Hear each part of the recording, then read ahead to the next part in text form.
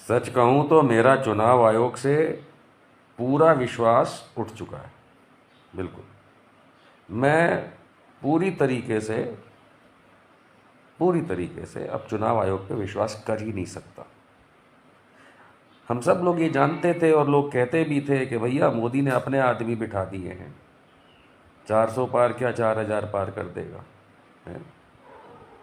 पूरा विश्वास ही उठ गया है।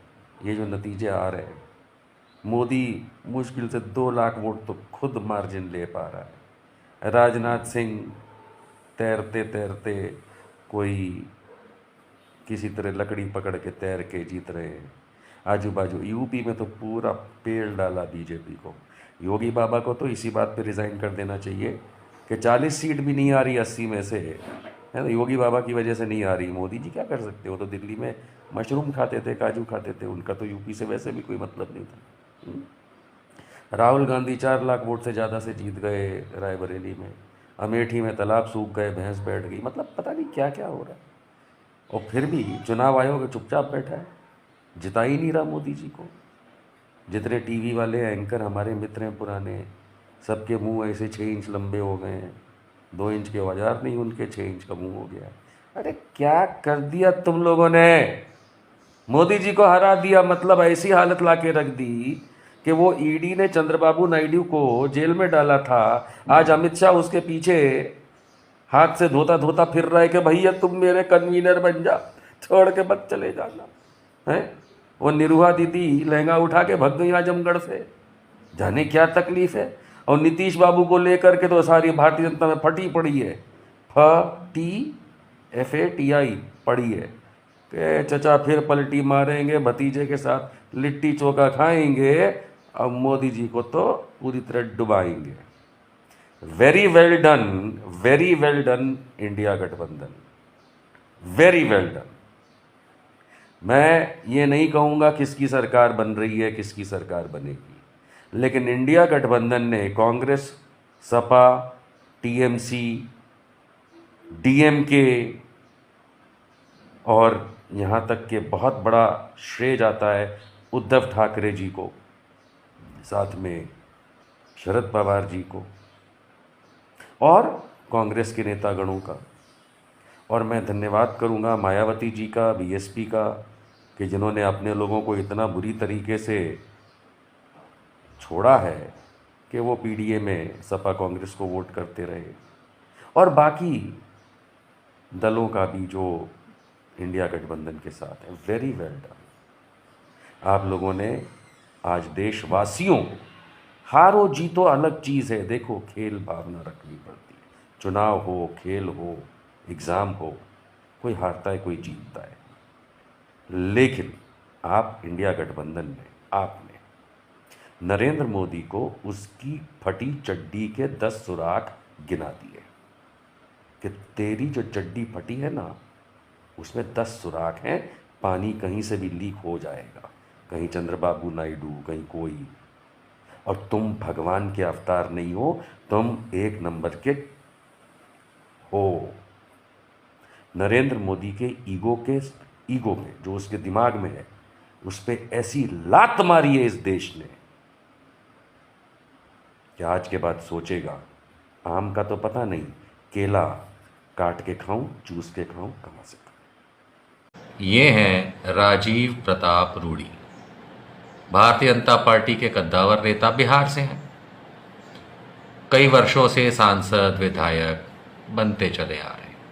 बहुत पढ़े लिखे व्यक्ति हैं, इतने पढ़े लिखे हैं कि पायलट हैं, जहाज उड़ाते हैं जी। और मोदी सरकार में भी 2014 में एक इनको छोटा सा मंत्रालय भी दिया गया था कुछ समय के लिए। तो बड़े फेमस मंत्री हैं, और क्योंकि बहुत पढ़े लिखे हैं, पायलट हैं, तो जनता को ये लगता है कि बहुत अक्लमंद है। लगना भी चाहिए, क्योंकि जिसके पास डिग्री हो, लोग सोचते हैं कि बहुत अक्लमंद है। जैसे मोदी जी, क्या है वो, एंटायर पॉलिटिकल साइंस में पता नहीं क्या किया है ना, डिग्री। खैर, राजीव प्रताप रूडी के पास तो शायद सचमुच की डिग्री है। और ये बात मैं इसलिए कह सकता हूँ कि हवा में तैरने के बजाय जब कोरोना काल में लॉकडाउन हुआ था, तब कई चैनल्स पे जब हम लोग डिबेट करते थे तो एक में यही सांसद श्री राजीव प्रताप रूडी का सामना मुझसे हो गया। जी, कोरोना काल में आप लोगों को याद होगा कि टीवी डिबेट्स में एंकर हों, भाजपा के नेता हों, ये लोग उन राज्य सरकारों के पीछे पड़ जाते थे जो भाजपा शासित नहीं थी। ऐसे ही एक डिबेट में मैंने राजीव प्रताप रूडी से एक सवाल किया और सारे दर्शकों को एक बात बताई। And Mr. Amit Shah started competing with Mr. Narendra Modi that who is the Dalai Lama of this country. Because Amit Shah साहब को तो यही नहीं पता है कि कितनी ट्रेनें ऑलरेडी वेस्ट बंगाल पहुंच चुकी हैं। उनको यही नहीं पता है कि कर्नाटका ने कितनी ट्रेनें कैंसिल करी। उन्हें यह नहीं पता है कि गुजरात और केरला से कितनी ट्रेन चलती हैं। अगर होता तो वो ये चीज किसी एक स्टेट स्पेसिफिक के लिए नहीं करते। Reason, the country is under NDMA, national disaster management act enforced. Who is the chairman? The prime minister of the nation. And we are playing between corporation, state, center. This is NDMA's responsibility to make sure that things fall in place. If they are not, whatever steps you need to take. Mr. Narendra Modi, you are the failure, and we are charging on a state, on a corporation, on railway. All right, you made a point. BJP, you made a point. I'm going to Rajiv Pratap Rudy, to just sum up what Nishant Verma is saying, he's saying that the Disaster Management Act empowers the centre to take Mr. whatever Verma, steps are required to send those trains. He says you don't need the help of the West Bengal government. That's at least what he's implying. Yes, and I think this gentleman, who is supposed to be a political analyst, whom I have never heard about him in the last 30 years of my politics, appears on a screen, and he does not know that the Home Secretary is the chairman of NDMA and not the Prime Minister. So he looked for the first opportunity to take the Prime Minister's name and talk in a manner to insult him. You don't even and know. this is what Please is the open aspect the which this NDMA gentleman website has, and who you no should one know wants to listen who on the the chairman television is. channel. Come on. Madhavji, I request, while this all on, he's the, please show it. absolutely, he The doesn't NDMA know website. anything. Please show He doesn't know the anything. जी, आपने देखा, मैं आपको सुलझा करके बताता हूं। हमने इनसे ये कहा कि आप किसी राज्य सरकार, कॉरपोरेशन के आगे पीछे घूम रहे हैं, बकवास कर रहे हैं, लेकिन एनडीएमए का कानून लगा है, नेशनल डिजास्टर मैनेजमेंट एक्ट लगा हुआ है, सब जानते हैं। डिजास्टर मैनेजमेंट एक्ट लगा हुआ था, 2 साल तक लगा रहा, शायद अभी भी हटाया नहीं। तो उस समय मैंने इनसे कहा कि ये राज्य सरकारों के सीएम या किसी कॉरपोरेशन के चेयरमैन के पीछे पड़ने के बजाय नेशनल डिजास्टर मैनेजमेंट एक्ट कानून लगाया हुआ है, तो उसके चेयरमैन के पीछे क्यों नहीं पड़ते कि उन्होंने क्या बकवास लगा रखी है। और मैंने उनको बताया, जी, भारत सरकार की डिटेल्स दिखाई, बताई कि नेशनल डिजास्टर मैनेजमेंट एक्ट के चेयरमैन भारत के प्रधानमंत्री होते हैं। तो भाई साहब हमसे बहस कर रहे थे कि पता नहीं कौन है, कहाँ से आ गए, उठपटांग तो बोलते ही है ना।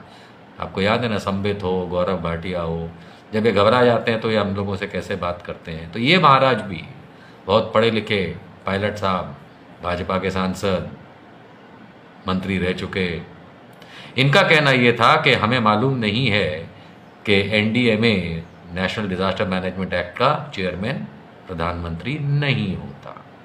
लेकिन टीवी एंकर भी समझ गए, बाकी लोग भी समझ गए कि राजीव प्रताप रूडी को कुछ नहीं आता, कुछ नहीं आता, क्योंकि नेशनल डिजास्टर मैनेजमेंट एक्ट के चेयरमैन तब भी और आज भी भारत के प्रधानमंत्री ही होते हैं। अब ऐसा पढ़ा लिखा अज्ञानता का भंडार, ऐसे को वोट करेंगे आप लोग?